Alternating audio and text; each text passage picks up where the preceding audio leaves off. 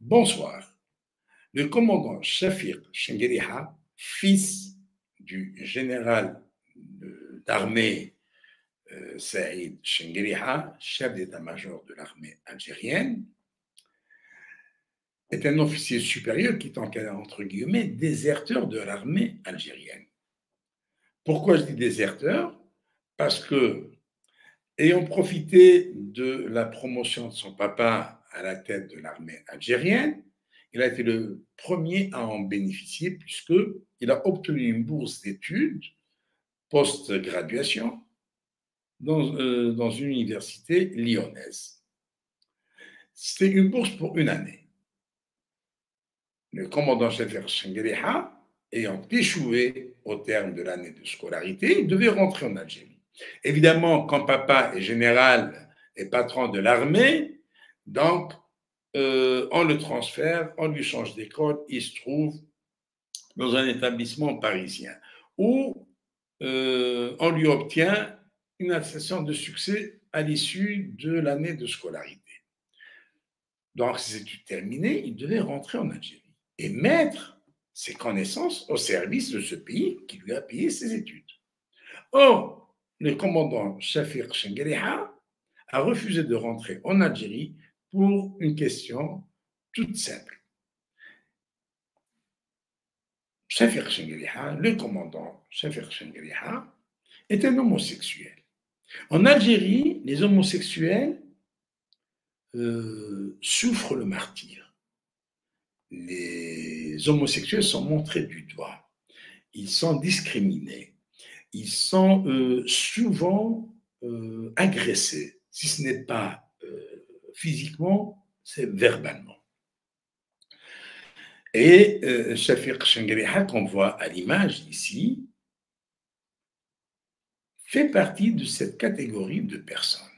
D'ailleurs, de nombreux homosexuels algériens se sont installés en France et ont demandé l'asile. Évidemment, le droit d'asile est accordé à toute personne selon les accords de Genève 1952.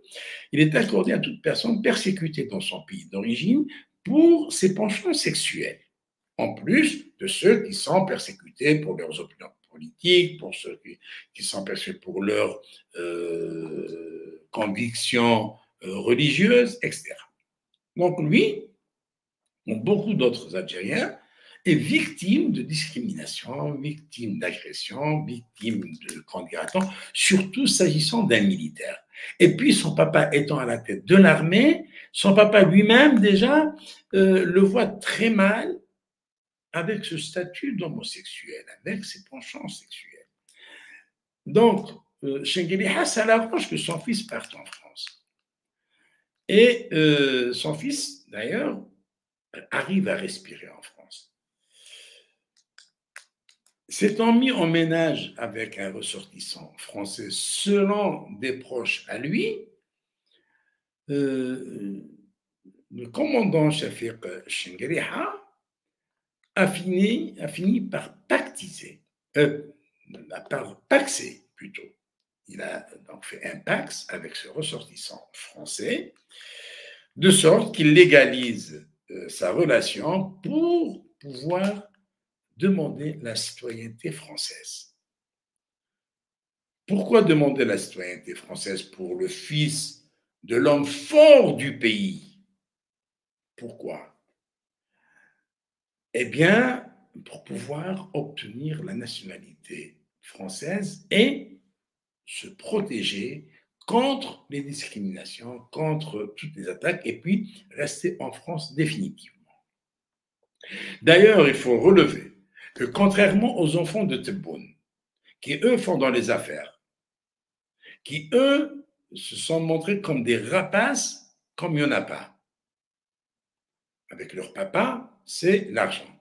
Chengueriha, c'est vrai qu'il s'est constitué une fortune en 3 ans, il s'est constitué la plus grosse fortune des généraux avec 12 milliards de dollars, selon une étude des services allemands, le BND.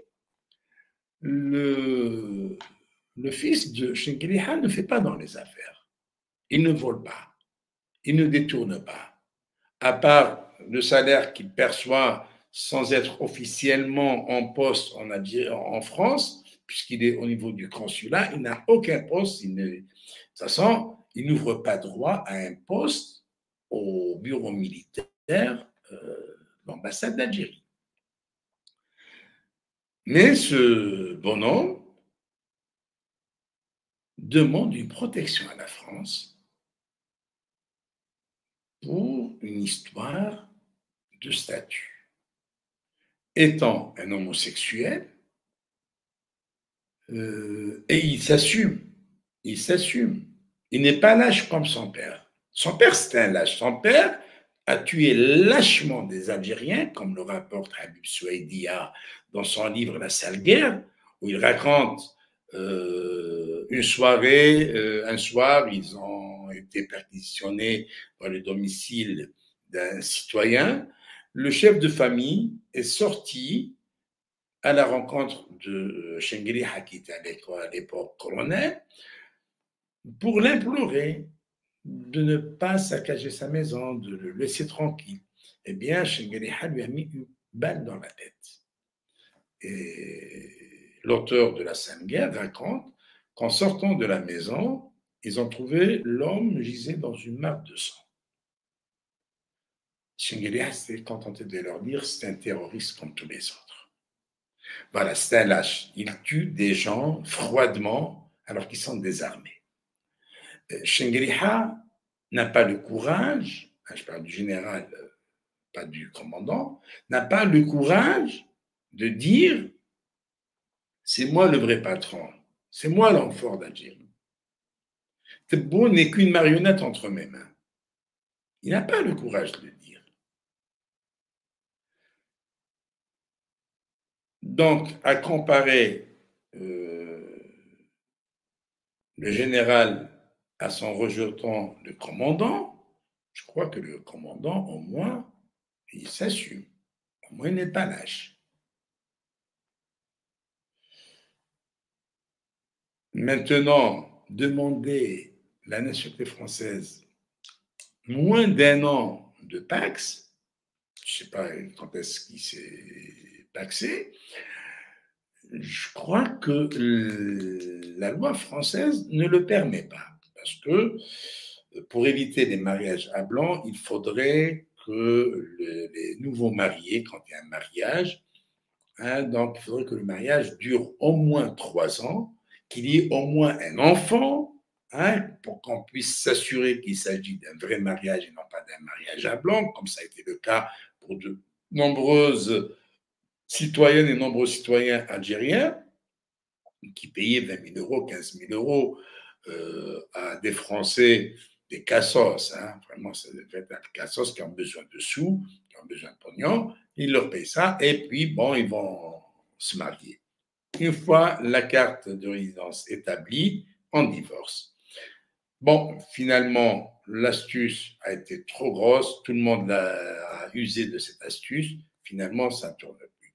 Maintenant, pour le commandant Shafir Chengueliha, je crois qu'on ne peut pas parler de taxe à blanc dans la mesure où le bonhomme est réellement et sincèrement demandeur de protection. Et je ne pense pas que les autorités françaises refusent de protéger le fils de l'homme fort d'Algérie, le patron de l'armée algérienne, non pas pour rendre service à Chengueliha, mais pour se rendre service à eux-mêmes. Pour se rendre service à eux-mêmes, ils ont quand même un officier supérieur de l'armée algérienne qui paxait, qui demande la nationalité française.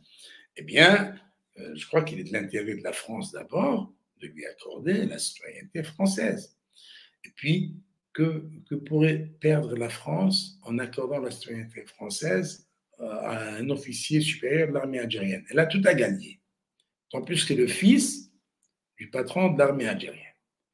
Et si Shafir Chengueliha a demandé la nationalité française, c'est pour qu'il s'assure qu'il ne rentrera pas en Algérie une fois son papa éjecté ou bien décédé, ou on ne sait pas ce qui peut lui arriver. Lui, il veut se mettre à l'abri définitivement en demandant la protection de l'État français.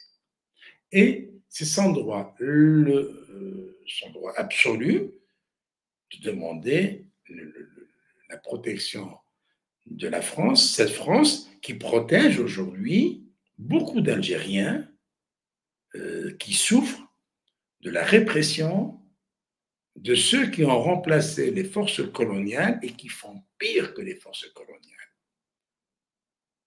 Je ne connais pas un seul officier de l'armée française dans les livres d'histoire qui a exécuté de sang-froid des centaines d'Algériens moyennant finance. Pour chaque tête, il était payé rubis sur l'ongle une certaine somme d'argent, comme c'est le cas de beaucoup d'officiers actuels qui sont à la tête de certains services du ministère de la Défense nationale, dont Abdelkader Haddad, dit Nasser el-Djen, Mohamed Boulaïd, dit Hussein Boulahia, Hussein Boulaïd, dont le patron de la sécurité extérieure algérienne, Djebbar Menna. Les crimes qu'ont commis ces gens, aucun officier, toute l'armada française n'a pas pu commettre le 1/10 de ce qu'ont commis les Nasser el-Djen ou Djebbar Menna ou autres. Voilà. Et d'ailleurs, la dernière fois, quand on a vu comment Amira Bouraoui, cette activiste militante algérienne, a été sauvée par le passeport français, ce n'est pas la France qui l'a sauvée comme veulent le faire croire les voyous d'Alger. Non, Amira Bouraoui est sortie normalement d'Algérie, mais en Tunisie, elle était détentrice d'un passeport français. Il était du devoir de l'État français, à travers sa représentation diplomatique à Tunis, d'intervenir auprès des autorités tunisiennes qui voulaient l'extrader vers l'Algérie. Tout simplement. Eh bien, le passeport français a été une grande protection pour Amira Bouraoui et pour beaucoup d'autres Algériens qui ont opté pour la nationalité française. Aujourd'hui, la nationalité française protège les Algériens des exactions et des violations des droits de l'homme commis par les voyous qui se sont imposés au peuple algérien par la force de la répression. Alors, à Shafiq Chengueliha, nous souhaitons bon courage, bonne continuation et félicitations pour son PAX. Voilà, tout simplement, je sais qu'il est courageux et il s'assume pleinement. Sur ce, je vous salue. Au revoir. Salam alaikum. Wa rabbi qad al-khair bladna. عشرية واحنا خرجنا بالسلمية اعتقلوا قاع الصوالية كي قلنا لهم مدنية